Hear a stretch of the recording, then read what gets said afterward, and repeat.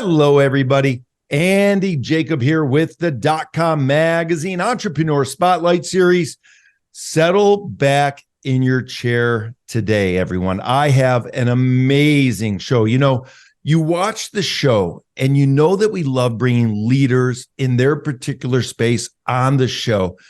Today's guest, I've actually stretched out our time more than normal today because there's so much to unpack with what Mr. Robin Hills is doing in his training program, in his opportunity to change people's lives, not only on a personal level, but on a business level as well. And what we're going to talk about today, it's a buzzword. You hear it around, but really Robin is one of the worldwide leading experts. He's a best-selling author.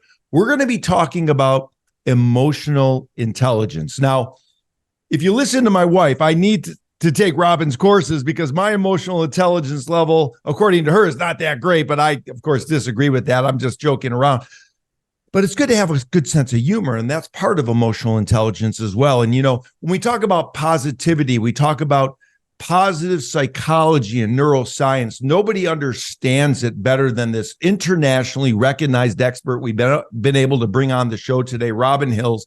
Robin, welcome to the DotCom Magazine Entrepreneur Spotlight Series today. Andy, it is brilliant to be with you today. Thank you for that introduction. I can hardly recognize myself. Yeah, I love it so much. And of course, listen, I don't even want to say how many years, but you have over 35 years of successful commercial and leadership experience. I mean, you've worked in a variety of different management roles with really a wide variety of companies, from small startups to large multinationals. So you really understand what it's all about. But before we get into it, let's define emotional intelligence. There's a lot of talk about it. There's a lot of articles about it. There's a lot going on with regard to this, what I'm going to call buzzword. But when you really get into it deeply, it's a fascinating psychology and a fascinating subject matter that we're going to get into. So let's define emotional intelligence for our viewers, and then we're going to get going. Yeah, great idea. Emotional intelligence really is defined very, very simply. It's the way in which you work with your thinking and combine it with your feelings in order to make good, authentic decisions and build up authentic relationships with the intention of action. Now, that's it, but it is incredibly difficult to do. So the definition is very simple. The construct itself is very, very complex. Yeah, let's talk about the construct, because you listen to it and it sounds like a simple concept, but it's not simple because there's all of these different things that are coming into play. The emotions, the brain circuitry, your experiences, your background, and then, of course, your intelligence at the same time, all combined into one thing. When we talk about it in business, let's talk about it. And then we want to get into your training because you have an incredible platform, which is just remarkable. So many people use it and get such a great outcome from using it. It's remarkable. We want to get into that. But let's talk about it. In business, why is emotional intelligence important? Well, look, let's look at emotions in a bit more detail, and it depends upon what academic research you look at. We experience as human beings anything between about 2,000 emotions and 34,000 different emotions. So all the time we are experiencing an emotion. Now, to look at emotional intelligence very, very simply, and a lot of people do look at it incredibly simply, they will look at about 24 emotions, the more familiar ones: anger, happiness, sadness, fear, a little bit of anxiety, disappointment, satisfaction, those sort of emotions. But everything we do, every action we take, every thought process that we go through is underpinned by an emotion. And these sort of emotions are going to be influenced by our memories, our experience. They're going to be influenced by our preferences and our biases, whether they're conscious or unconscious. And so this is the reason why emotional intelligence is so important in business.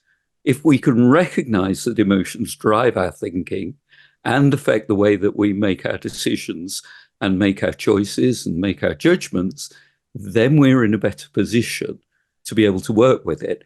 And the other key component there is building up relationships, networking, influencing people, persuading people, whether they're in the business or outside of the business. Wow. So interesting. Let's talk about it from a CEO perspective, Robin. Of course, the director of training and CEO of Ei4Change. I mean, we're going to talk about the platform, but let's talk about it. So a CEO gets up in the morning and they have a bad morning. And then they get to their car, and on the way to the office, their wheel blows out. And then they roll down the road another 20 miles and it starts to rain. And then they get out of the car and they trip in a pothole. I mean, they have a bad morning. I guess that would be called a bad morning. And they get into that office. Are we saying that morning, with all of that happening, is affecting their judgment? And sometimes these CEOs could be making some very bad decisions based on this sort of negative psychology that maybe they've had in the first hour of their day. Let's unpack that and talk about that a little bit.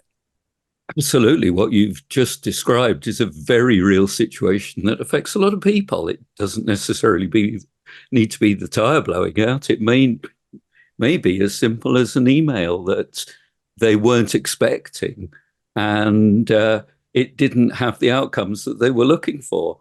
Now, in these sort of circumstances, the CEO has to recognize that they are responsible, whether they like it or not, for the climate within the business. So if a CEO wants all their people to be happy, a climate of fear and a climate of anger is not going to create happy people. Now, happy people are much more productive, much more responsive to changing situations, and are going to give a better performance. So the important thing is to look at how you can work with emotions in an appropriate way. What I'd like to do here, Andy, if I may, is to get rid of one of these myths that goes around with regards to emotional intelligence and psychology, and that is positive and negative emotions. We all experience emotions. All emotions are there for a reason. They're physiological and psychological reactions to changing environments. And what we need to do is to recognize them as such and understand that emotions contain data. It's not the emotion that is positive or negative. It's the actions, the behaviors that we take that fall out of those emotions that should require the label.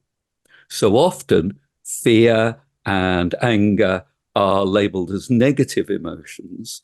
Well, anger is a positive emotion if you use it to right a wrong.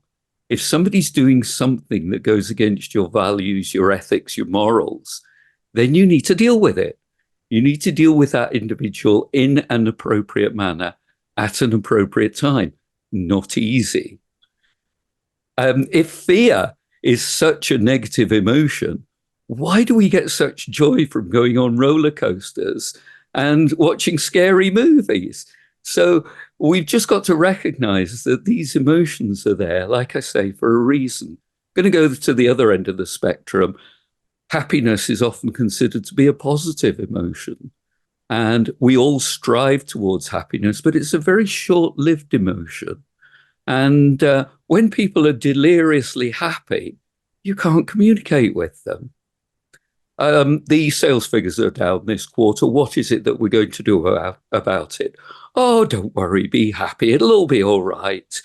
And then people will take unnecessary risks. So what we need to do is to understand that there are going to be certain circumstances where we don't necessarily feel particularly pleasant, but the emotion is very, very necessary for us to perform well in the circumstances that we find themselves in. Now, prior to coming onto this show, I was not feeling particularly pleasant. I've been on a number of different shows, but I was feeling anxious. I had a degree of anxiety, and I was pleased that I had that degree of anxiety. It didn't feel good, but I needed that anxiety to physiologically and psychologically get me into the right space so that I could engage positively with you, Andy. I hope it's working, but I needed that emotion in order to, like I say, perform. Yeah, I love it so much. Let's continue on with our story. So, Robin, I love what you're saying. It's really important. We talk about the emotions, we talk about the resulting action. And of course, in this story that I made up with the CEO that's having a bad morning, he rolls into work or she rolls into work, and the people are watching the CEO because leadership starts at the top. And before that CEO gets out of the car, let's just say they've had a terrible morning. What are some things they can do that when they walk out of that car, knowing everybody's watching them, everybody is watching them for leadership, everybody's looking to them to set the precedent, everybody's looking at them to set the stage for the company's business for that day? Are there certain things they can do either physiologically or psychologically to get themselves out of that, let's say, negative state and then put themselves on the right path to have a great day? What can they do? It's not going to be easy. And of course, it'll sound very trite coming out of my mouth because, oh, this is what you should be doing. And in the intensity of the emotion, it can't really be done that way. So I think looking at it realistically, good leaders show their level of vulnerability and they're very honest with people. So in those sort of circumstances, what I would recommend that they do, if they can possibly do it, and they need to build up a climate, a culture where they should be able to do it, just go in and say, I am not feeling particularly good at the moment. I have had a really bad morning getting here. So I need a bit of space in order to sort myself out. Can somebody take over? Can somebody give me half an hour just to go and get myself a cup of coffee, put my feet up, sort myself out mentally and physically, and then I can come in and engage. And it's important the CEO learns some of the techniques from mindfulness in order to get themselves back onto the straight and narrow again.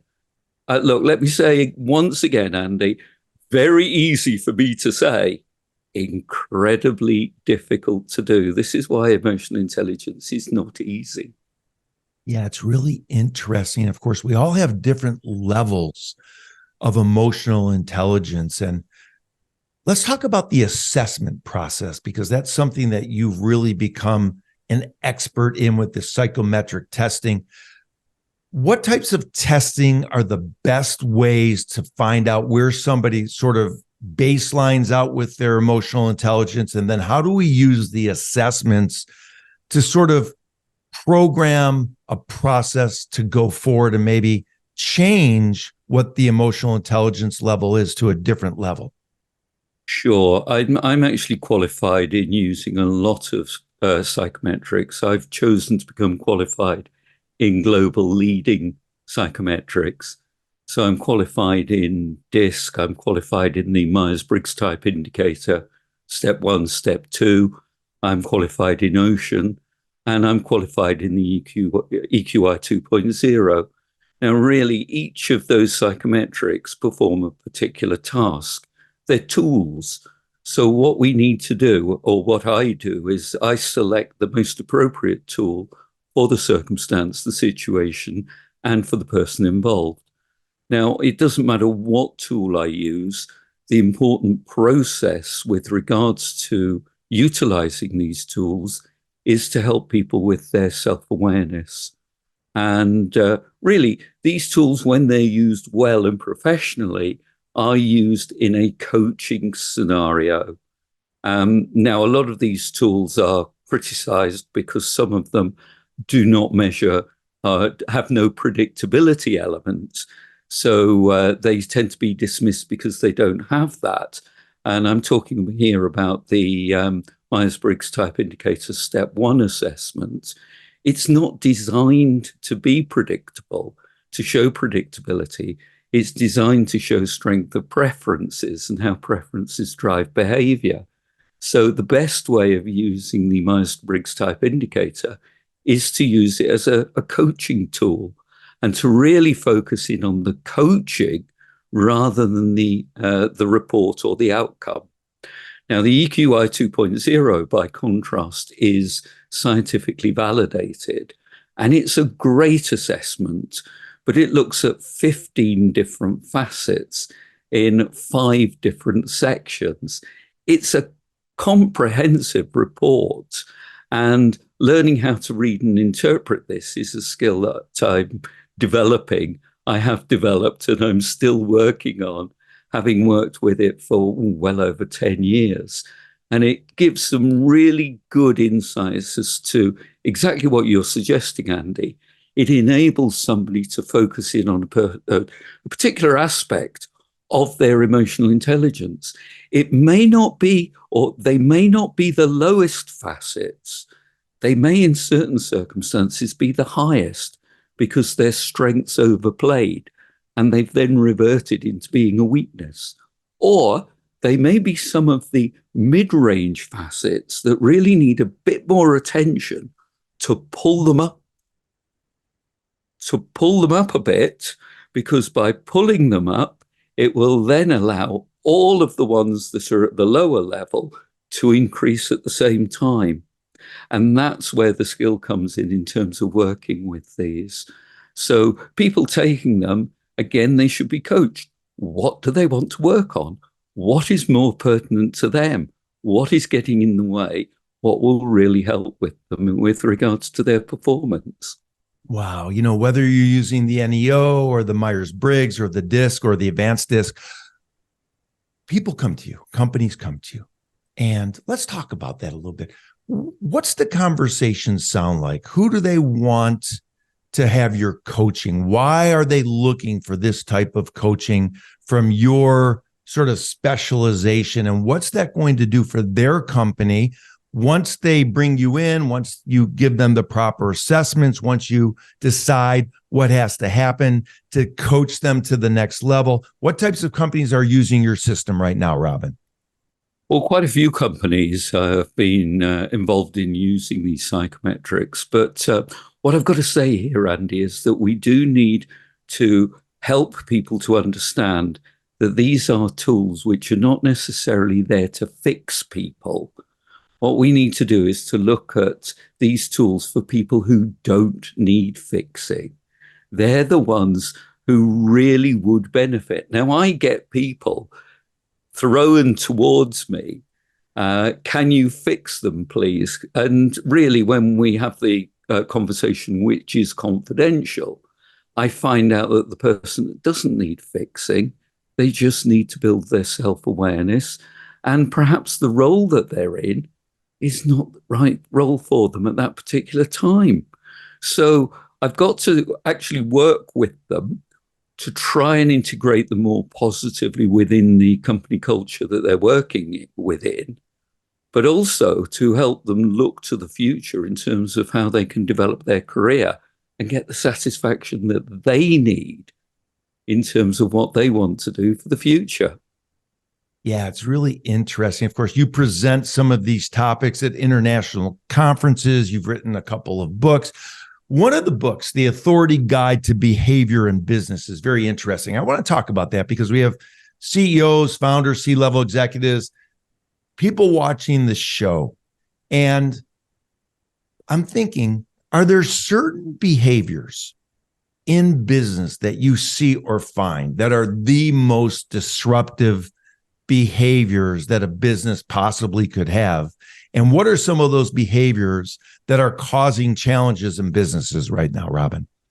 Oh, what an interesting question. We haven't got long to talk about it, but let me summarize it as quickly as I possibly can. Really, if we look at behaviors within business, we have preferences. And according to our background, our experience, our behavior, we have a particular focus in a business setting. We're either focused on outcomes, or we're focused on processes, or we're focused on people, or we're focused on creativity and innovation. Now, that is a preference, and we can blend those, but more often than not, one of those preferences is stronger than the other. So identifying that is part of understanding yourself within the business environment. Now, where the problems come in is under stress, people will stick with their focus and become much more focused on their focus as being the right one. So a CEO who is very, very focused on outcomes will become very autocratic, will become very demanding, and will focus on getting things done as quickly as possible. Somebody who's focused on process will become very critical because things are not being done their way and people are not doing it in a stepwise manner. CEOs who are very, very people focused will become even more amiable. They'll give in, they'll acquiesce. They won't necessarily do the right thing to keep everybody happy. And people who are focused on creativity and innovation will become a lot more, well, they'll be a lot more scatty, a lot more of a maverick, and they will then try and do things in a completely different way, which completely upsets everybody else because they don't quite understand what they're being asked to do because the CEO really hasn't got the ability to bring people along with them. So these are the things that we need to help people to recognize. These are stress responses. So what happens when people are under stress? We get these extremes coming in. And then if stress becomes even more, then these behaviors alter even further and they become even more awkward. But we don't really have the time to go into those because it becomes very complicated as they move between all of the different styles. Wow, it's so interesting because you talk about something, there was a little hidden gem there for the people watching the show, rewind it. Robin speaks about the extremes. And I find that really interesting, that word, the extremes. When extremes happen, kind of interesting things happen within the dynamic of a company. And do you find that in a company that extremes all happen at the same time, or are they sort of go through waves depending on who's going through the extreme in their life at that moment? I think we've just got to look at people as individuals, and we will go through extremes as individuals when change happens around us. There are going to be certain times when we can, for some reason, cope with anything that's thrown at us. And then there are going to be other times when a little tiny thing really just throws us completely off kilter and we just cannot cope. So a lot of it goes back to what we've been talking about all the way along. One of these fundamental tenets of emotional intelligence is having that self-awareness and knowing when to say, hang on, enough is enough, and to be able to work with it and manage it in an appropriate way.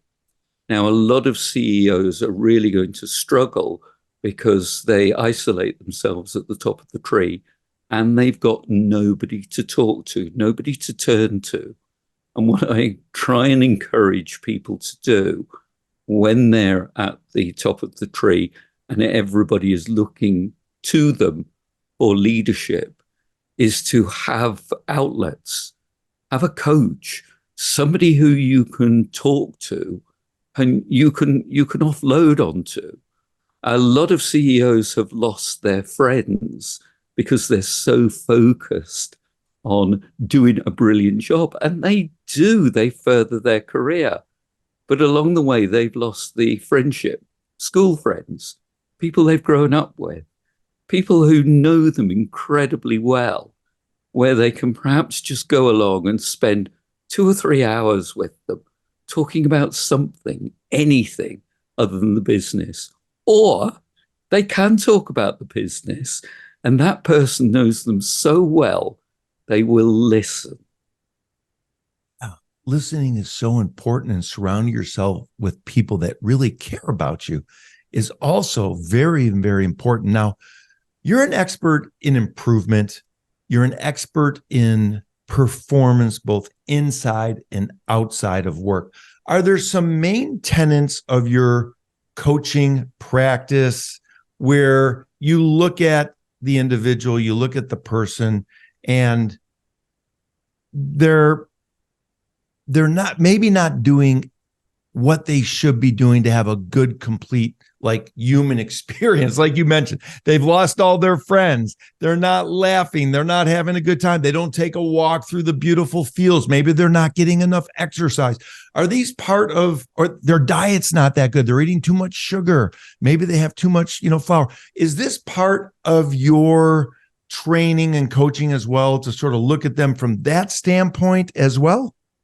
It is. It's a case of looking at each person holistically, because as human beings, whether we like it or not, we are animals, and we have certain needs. We have certain physiological needs and certain psychological needs. But physiologically, we need to eat the right things. We need to drink water very regularly. We need to not indulge in bad habits, smoking, drinking too much, taking drugs, all of these things. We've all got to exercise. We've all got to sleep and have good quality sleep, regular sleep. We've got to take time away from the business. All of these things are vitally important. I'm sure I've missed a few, but these are things that I will encourage people to look at. And I don't care how successful a CEO is. I don't care how good his team is. Nobody else can eat that sandwich for him. Nobody else can drink that cup of coffee for her. Nobody else can go to the toilet for that person. Nobody else can go to sleep for them. So they've got to build these things into their working day.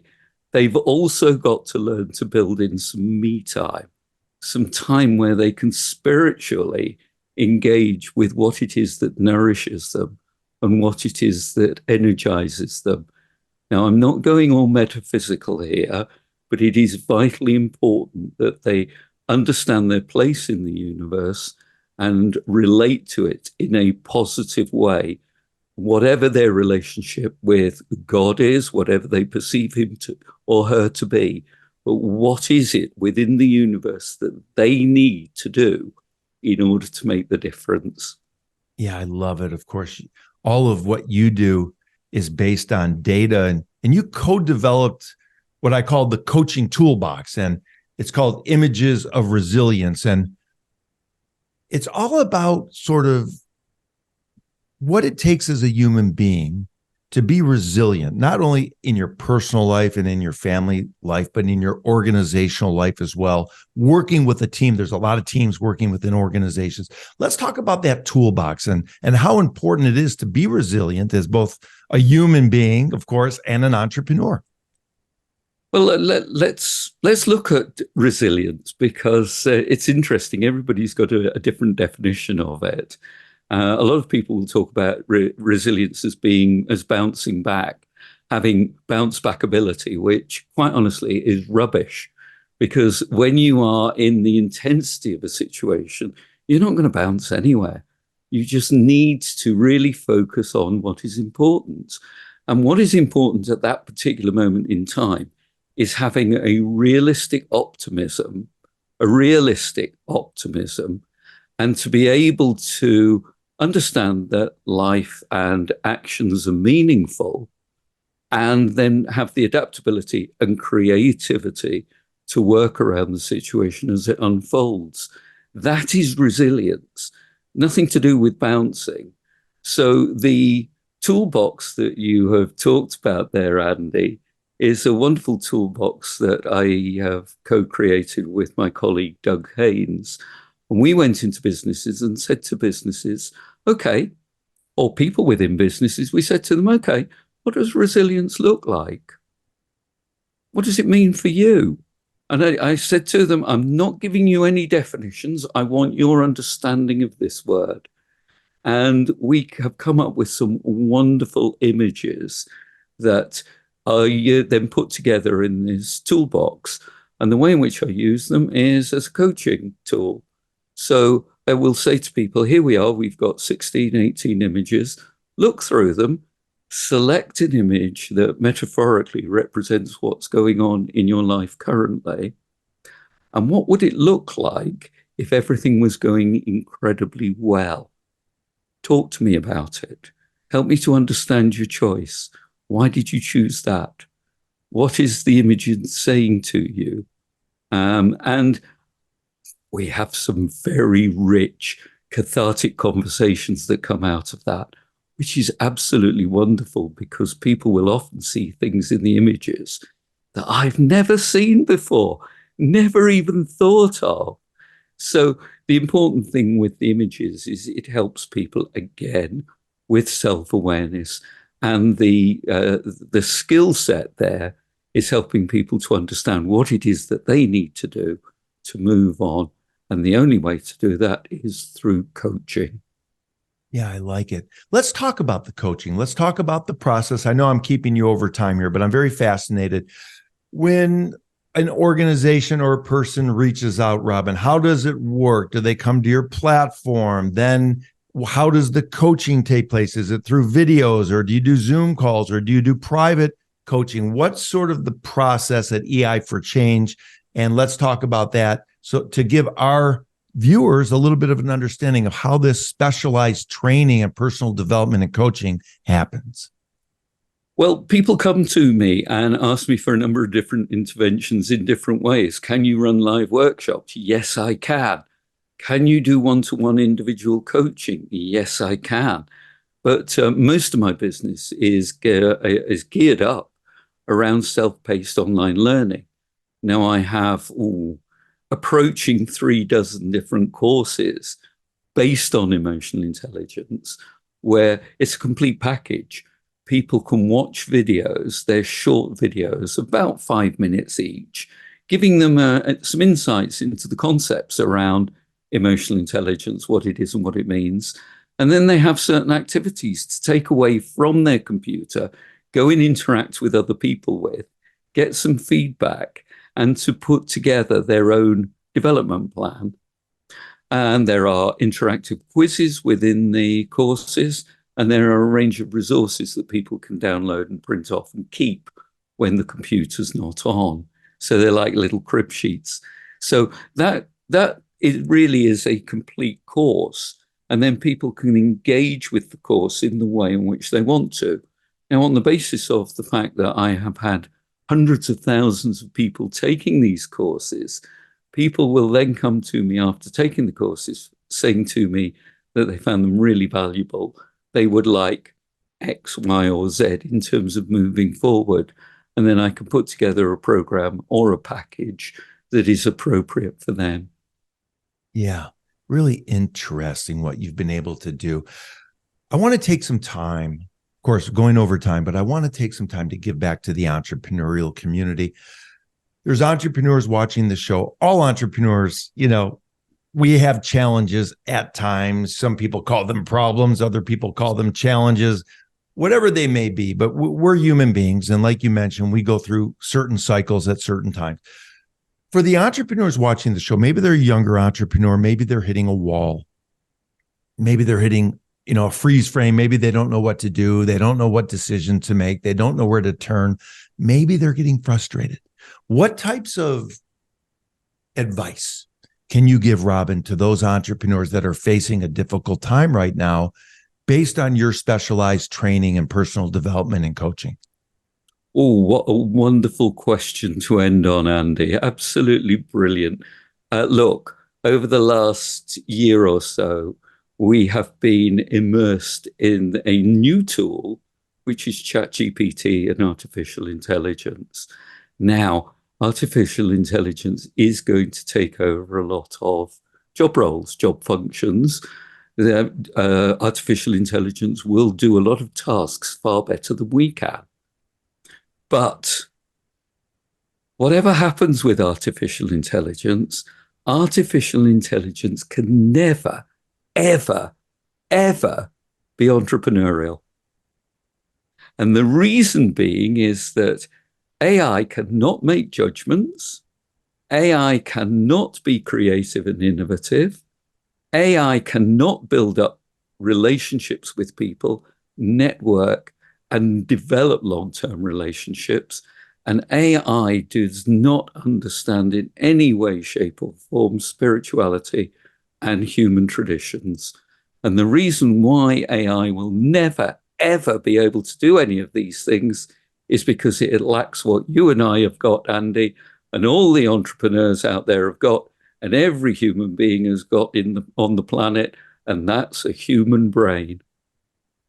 I love it.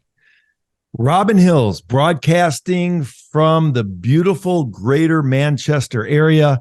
We spoke in a pre-interview. The photo behind Robin, he actually walks those hills and gets a lot of fresh air, and I'm sure he's doing a lot of thinking and adding on to his incredible video sort of, I'm going to call it library, where people can just go through the videos on a self-directed, self-paced sort of opportunity and really learn how to change and really learn how to become better. Emotional intelligence, I hate to say it, but on steroids. I mean, you just really, really learn it, really understand it and get deep and really help people change. Robin, this has been a great interview. I already know I want to bring you back on the show because there's a lot to unpack with your experience in sales and marketing and management and how all of that background and experience brought you to this Ei4Change program, process, and platform based on data that you've been able to put out there with hundreds of thousands of people taking the training. This has been a real honor and a delight, Robin, to have you on the show. And thank you so much for coming on the .com Magazine Entrepreneur Spotlight Series today. Thank you ever so much for having me on here, Andy. I will come back. It's been a pleasure. Thank you.